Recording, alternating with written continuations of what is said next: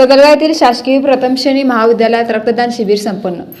शासकीय प्रथम श्रेणी महाविद्यालय सदलगा येथे IQAC NSS आणि रेड क्रॉस युनिटच्या वतीने चिकोडी येथील आदर्श ब्लड क्लबच्या सहकार्याने रक्तदान शिबिराचे आयोजन करण्यात आले होते। शिबिराच्या उद्घाटन कार्यक्रमाचे अध्यक्षस्थान महाविद्यालयाच्या प्राचार्य डॉक्टर सुजाता मगदुम यांनी भूषवले। यावेळी बोलताना त्यांनी रक्तदान हे सर्वश्रेष्ठ दान आहे, गरजूंना रक्तदान करून मौल्यवान जीव वाचवता येतो असे त्यांनी सांगितले। प्रास्ताविक भाषणात प्राध्यापक चिदानंद शिंगे यांनी एका व्यक्तीने केलेल्या रक्तदानामुळे 4 जीव वाचवता येतात असे सांगितले। कार्यक्रमात NSS आणि रेड क्रॉस युनिटचे समन्वयक श्री अरुण कुरबेट यांनी स्वागत केले। श्रीमती अभिलाषा यांनी कार्यक्रमाचे सूत्रसंचालन केले।